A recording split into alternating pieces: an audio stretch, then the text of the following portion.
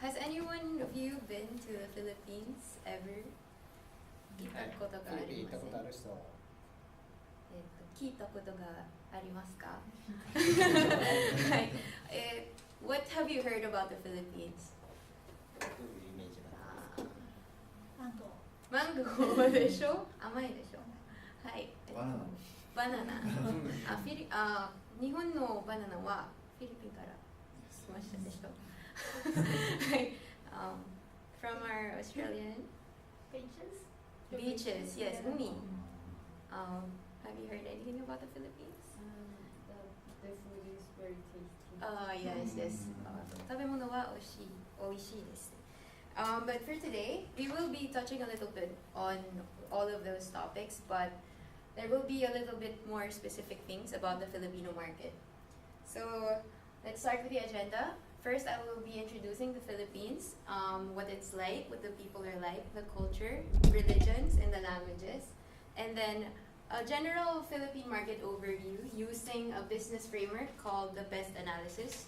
So PEST stands for political, economical, social, and technological. So, and then analysis of Filipino consumers. We start with social media and messaging. Next would be fashion, restaurants, and then online shopping. Are you ready? Yes. Alright, so the Philippines. The Philippines is known as the Republic of the Philippines. It's the official name. It's an archipelagic Southeast Asian country, and it's on the west side of the Pacific Ocean. So archipelagic means made of different islands. So if I'm not mistaken, it's Bunto. Yes. And there are 3 land groups, but these 3 different land groups, similar to Hokkaido, Honshu, Shikoku, is formed by 7,107 known islands. So at this point, we're not even sure about what the real number is. It can go up to 7,500 depending on low tide and high tide. Yes. So there are 2 seasons. There's a joke in the Philippines that says it's summer and summest or hot and hotter. But in fact, it's wet and dry season depending on if there's rain or if there's no rain.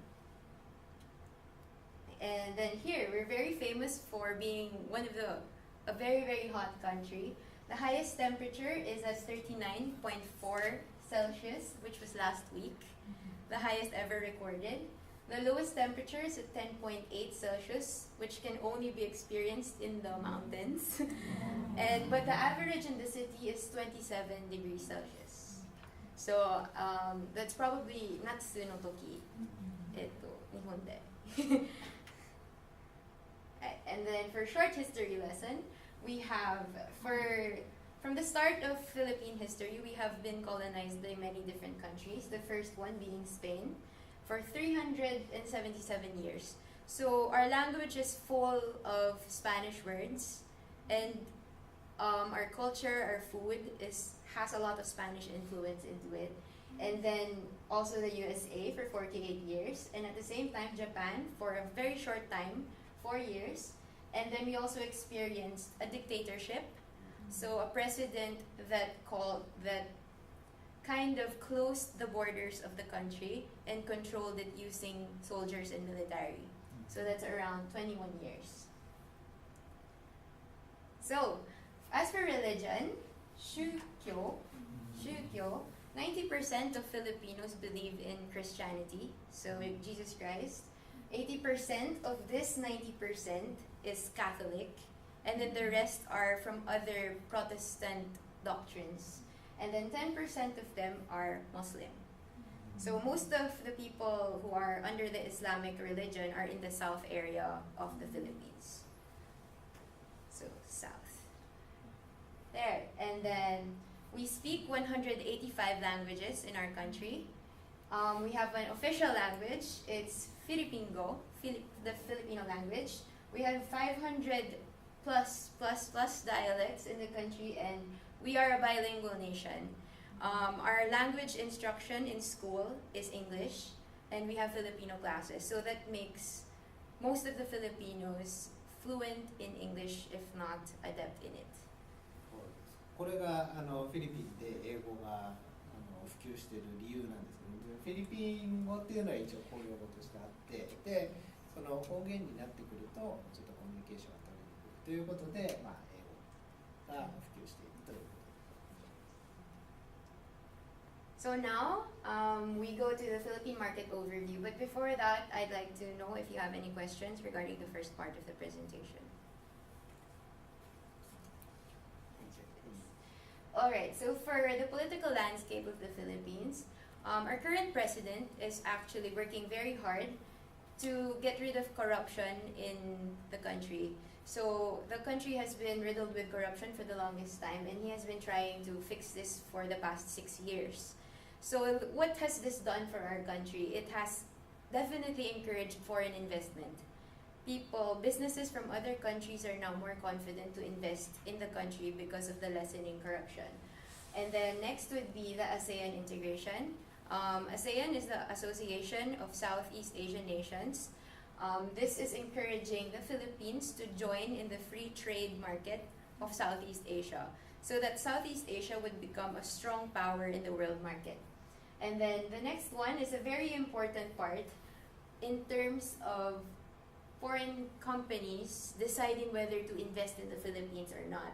So in 2 to 3 weeks, we will be changing our president. So depending on the results of who becomes the president, it will definitely affect the business landscape of the country. So can't wait. Can't wait for it. I won't be able to vote. Yes. So next would be economic. Are we familiar with GDP? So this is gross domestic product. So consumption, investment, government expenditures, and exports. So this, for the past 10 years, has been increasing steadily because of the existence of business process outsourcing businesses. So like call centers that are call center services that have been entrusted to the Philippines, and also remittances of Filipinos who work abroad and send money back to the Philippines. So that increases our GDP. So at the same time, because people are earning more, they have more money, they can spend a lot more now. So Filipinos have been noticed to have spent a lot in terms of clothes, food, entertainment, and even travel. So this encouraged foreign brands and global retailers to come in, and also Japanese brands have been coming in at a very fast rate in the Philippines. But even though foreign brands are present in the Philippines, we have noticed that young Filipinos in their 20s to their 30s have been starting their own businesses. So this is very good for the economy, but it poses as a problem for competition in terms of foreign brands who want to come in. Any questions? レミタンス率っていうのが、まあ、日本的に言うと出稼ぎですね。だからもうフィリピンの人は結構優秀で真面目なので、まあ、その世界中いろんなところに行って稼いで、それをフィリピンに送っていると。Next would be social. So if we look at the population of the Philippines, a very big part of it, 31% of the population is actually from up to 30 years old. So the population is very young. People from this population, they're working, they're earning money and contributing to the economy. They're family oriented. They're very close to their families. Family is very important to our culture. But we noticed that Filipino young people are starting to marry at a later age. So they start getting married after their 30s. So this is very alarming because maybe it will lessen the population in the future, or maybe it could be a good thing, it could be a bad thing. And then of course the mall culture. The shopping mall culture in the Philippines is ingrained in our everyday life. We can do government transactions, we can go to the bank, we can hang out with our friends or spend time with our families inside the malls. So there are huge malls in the Philippines, and if we're not at home, if we're not in our houses, we're in the shopping malls. So, and then people have also been traveling and trying to get connected with each other 24 hours a day, 7 days a week, using internet and cell phones. So, the last one is also a very alarming issue in terms of for businesses, because the Philippines, or specifically Metro Manila, the capital, it's not exactly the safest place in the world. It could be dangerous for you to walk at night alone, especially if you're a girl. So this is something that we should think about if we want to invest in the country. And lastly, technology. The Filipinos are very into social media. We beat Japan and South Korea in terms of social media usage. But the ironic thing is that the internet in the country is very slow. So we were able to beat the fastest internet countries with our social media usage, even with a slow internet, which is very strange. So, and the next would be ineffective public transportation system. We don't have the high-tech metro lines. We mostly use our private cars, and because of people buying their own cars, multiple cars even, it's very traffic. You can take as much as 2 to 3 hours from your house to work in the morning, and our roads are very narrow. So the economy is booming, it's getting better, but infrastructure, roads, and also technology is not improving. So this is an example of public transportation in the Philippines. It's called the jeepney. So you can just ride in and pass your coins at around 14 yen to the driver, and then he's going to take you to where you're gonna go. 14 円です。 14. 14. Yes, just 14 yen, maybe 14 to 15 yen. And then next, so you guys are familiar with this, right? This is yours. This is Tokyo. And then this is Manila.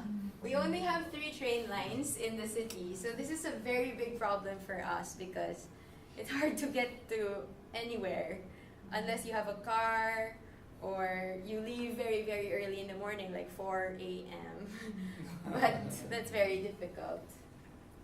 彼女は今東西線沿線に住んでいるので日本の通勤ラッシュ経験してますけど、それに匹敵するぐらいフィリピンの電車は混んで